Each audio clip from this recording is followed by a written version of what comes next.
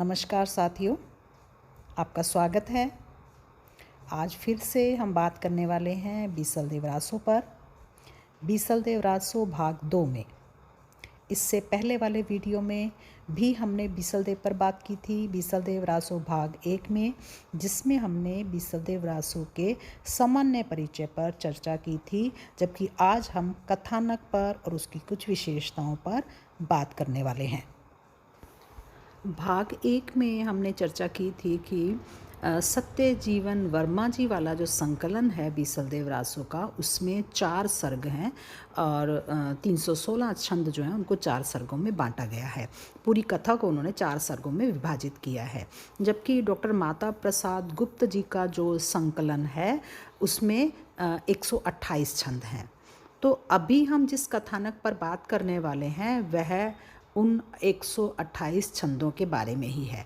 उन 128 छंदों में किस प्रकार से कथा को पिरोया गया है उस कथा पर हम बात करने वाले हैं। मंगलाचरण से प्रारंभ होता है बीसलदेव रासो का, और जिसमें सरस्वती वंदन है, गणेश वंदन है। पहला पद गणेश वंदन का है। गौरिका नंदन त्रिभुवन सार, नादर भेदई थारई उदर भंडार। इस तरह से गणेश वंदना से, मंगलाचरण से वो प्रारंभ करते हैं।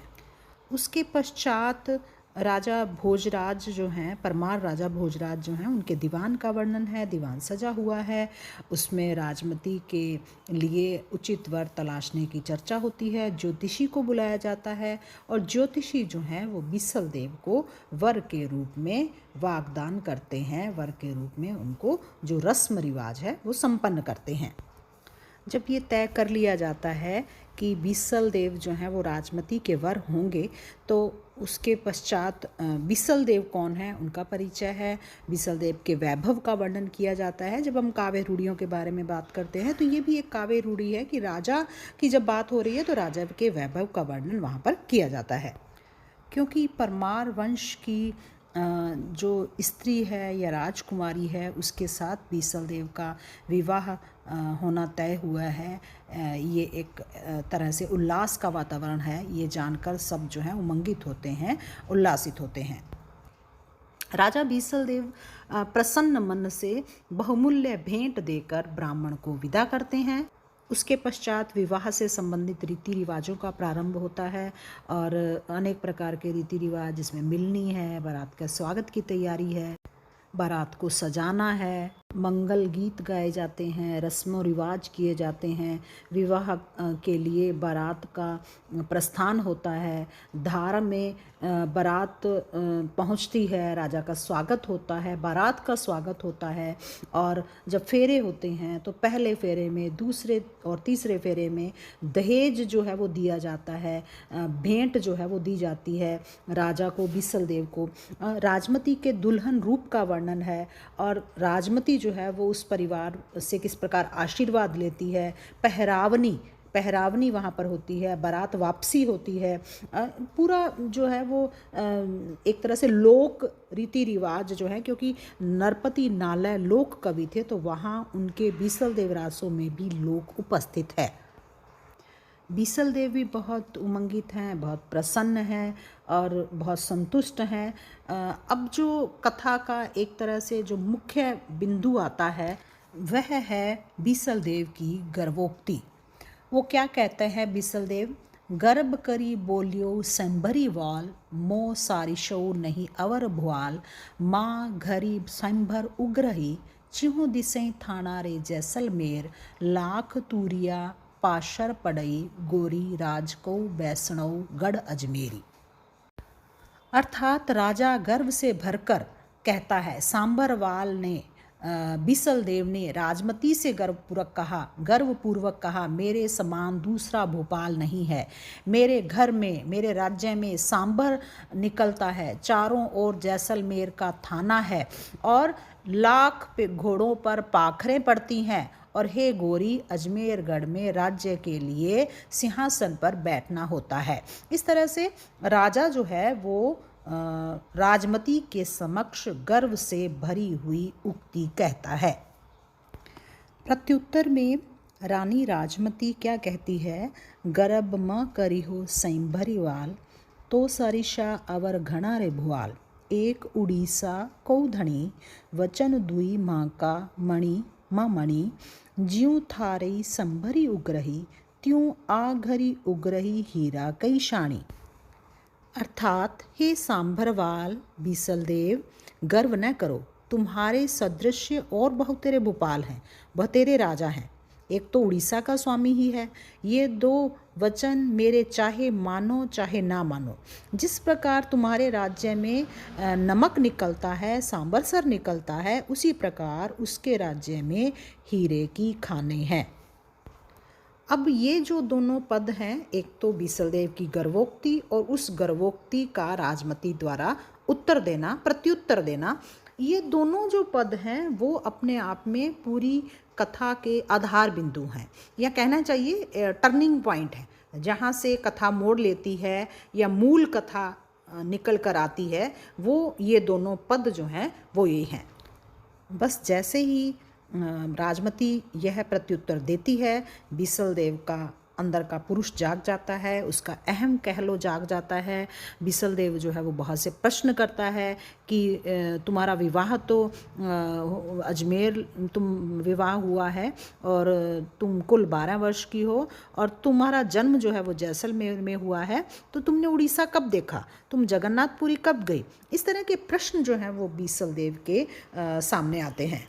तब राजमती जो है वो मृत्यु की और पुनर्जन्म की कथा कहती है, पूर्व देश के प्रति अपनी बात रखती है और बताती है कि मैंने जो जन्म मांगा, स्वप्न में जो मुझे दिखा वो मैंने मांगा, वो मुझे मिला।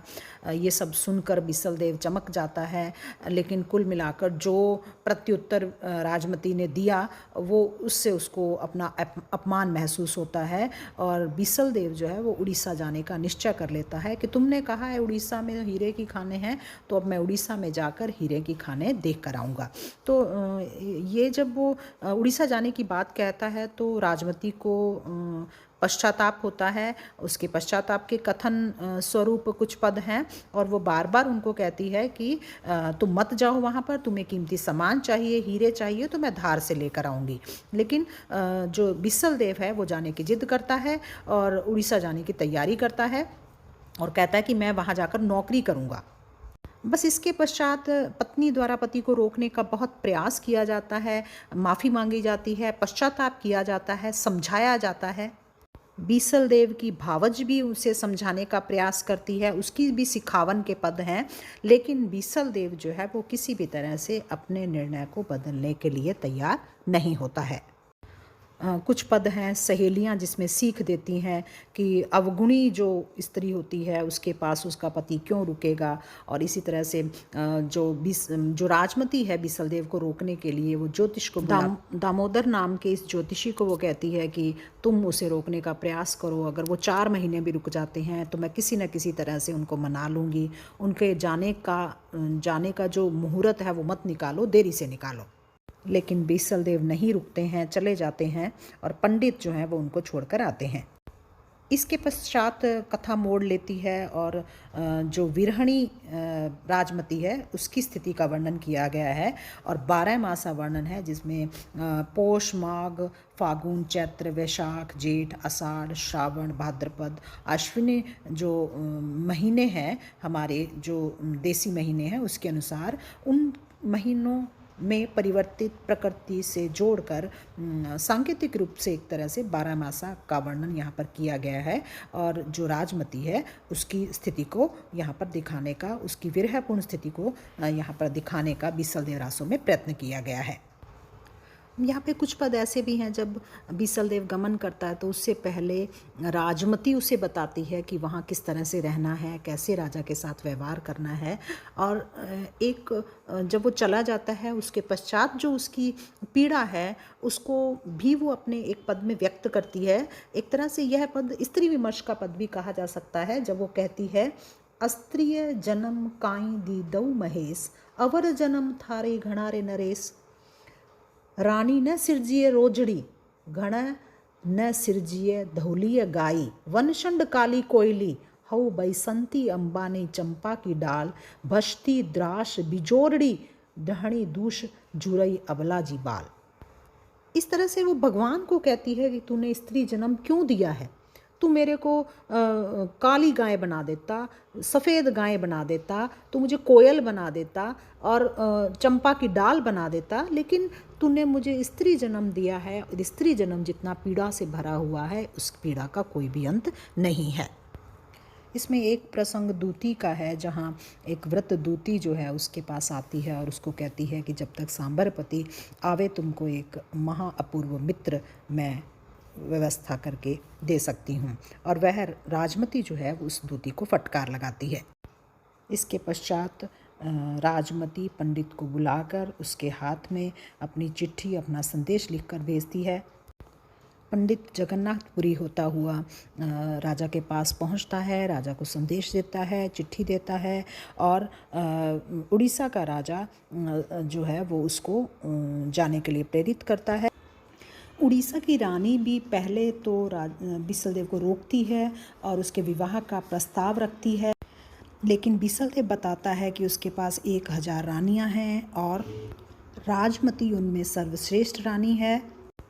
यह जानकर उड़ीसा के राजा की पत्नी बिसलदेव को नहीं रोकती और प्रसन्न मन से विदा करती है। मंत्री उसको विदा करने के लिए आते हैं। राजा योगी के हाथ में संदेश भेजते हैं और राजा जो है वो रानी की पहचान बताकर योगी को वहाँ तक पहुँचाते हैं।